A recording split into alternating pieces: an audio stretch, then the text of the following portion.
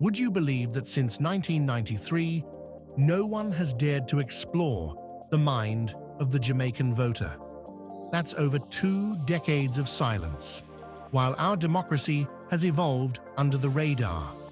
Today, we are pulling back the curtain on a groundbreaking study that reveals who we are at the polls and what truly shapes our choices.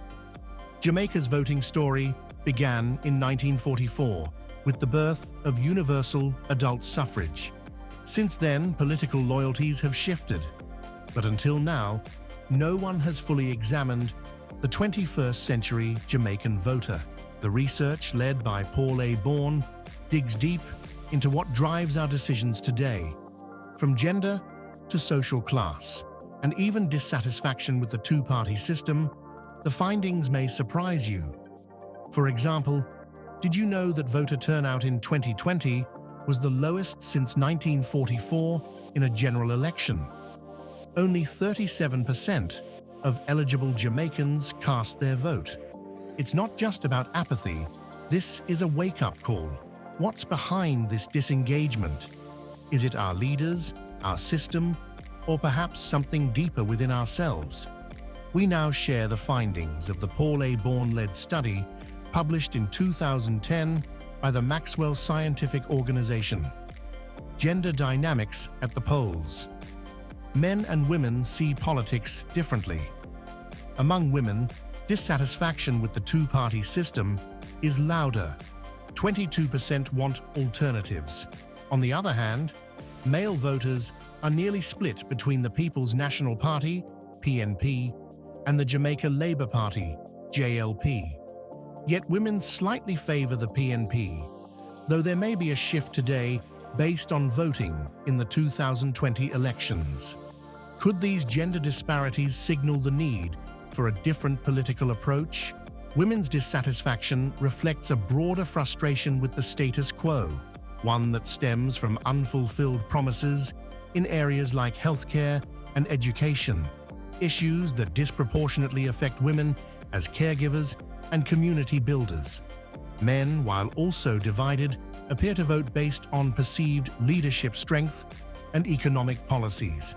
Social class and party loyalty. The research confirms a fascinating trend. The higher the social class, the stronger the preference for the PNP. Why? Many credit their enduring loyalty to policies like free education in the 1970s. These initiatives left a lasting mark, especially on middle and lower class voters. Meanwhile, upper class voters lean toward the PNP, but with less enthusiasm than in previous decades. This pattern raises questions about the current relevance of these historic policies. Have parties evolved their platforms enough to address the present-day needs of these groups? For instance, while the middle and lower classes continue to benefit from social programs, they have also become more vocal about economic stability and job creation, areas where dissatisfaction runs deep in spite of the stable state of the economy and the lowest level of unemployment in Jamaica's independent history. The shift in voter attitudes. Gone are the days of blind loyalty to a party. Jamaicans are more critical, less gullible, and less easily manipulated. Education, both formal and through media, has empowered voters to demand more accountability. But here's the twist. While voters have become savvier, their disengagement signals disillusionment with politics altogether. This skepticism, while healthy for democracy, has also fueled a decline in voter turnout. More Jamaicans feel that their votes don't count, a sentiment exacerbated by limited options and a perceived lack of impactful leadership. In 2002, voter turnout was 56%. It moved to 60% in 2007, dropped to 52% in 2011, dipped to 47% in 2016, and nosedived to 37% in 2020. Could this be the moment for a third political force to emerge? What truly influences the Jamaican voter? Number 1. Charismatic leadership. Love them or hate them, leaders with charm and authenticity hold significant sway, but charisma alone isn't enough. Voters want substance to match the style. Recent elections have shown that candidates who fail to connect emotionally with the electorate struggle to gain traction, regardless of their policies. Number 2. Socialization and tradition. Many Jamaicans inherit their political preferences. Whether it's family ties or community influence, these deeply rooted traditions still guide the choices of many.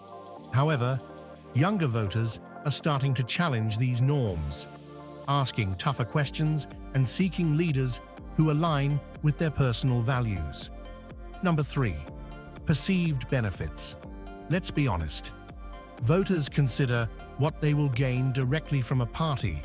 Whether it's jobs, better roads, or education, tangible benefits can tip the scales. Yet, this pragmatic approach often leads to frustration when promises go unmet, further fueling voter apathy. Number 4. Associates and class affiliation.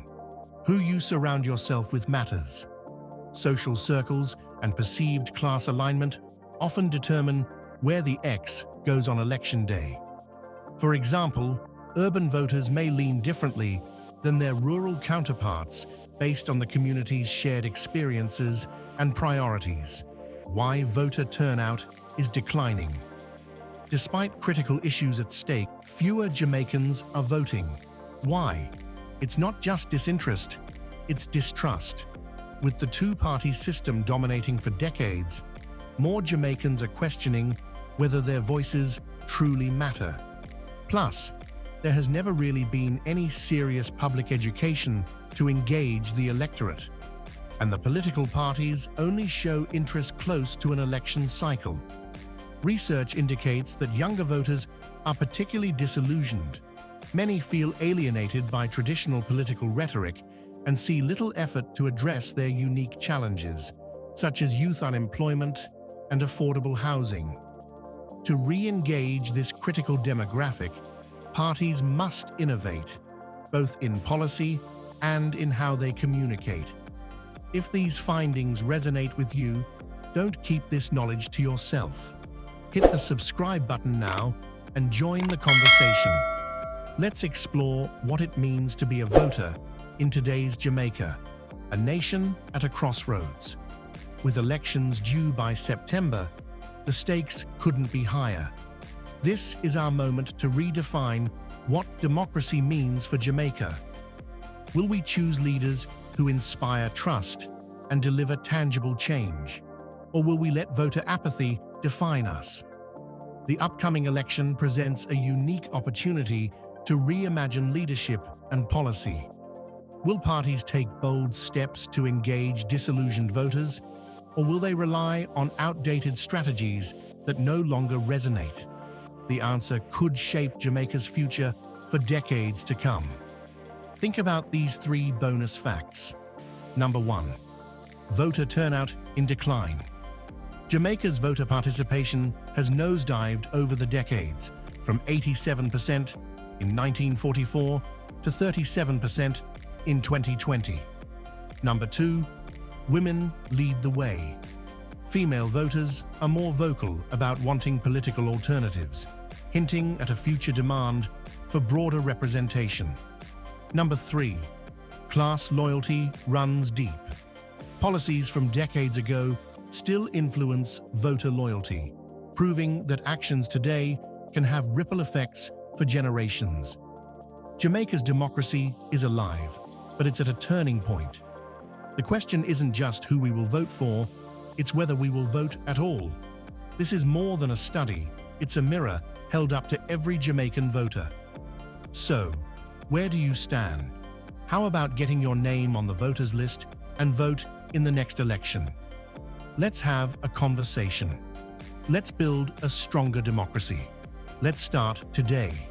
If you have not yet done so, please consider subscribing to this channel, Impacting Jamaica, for more content.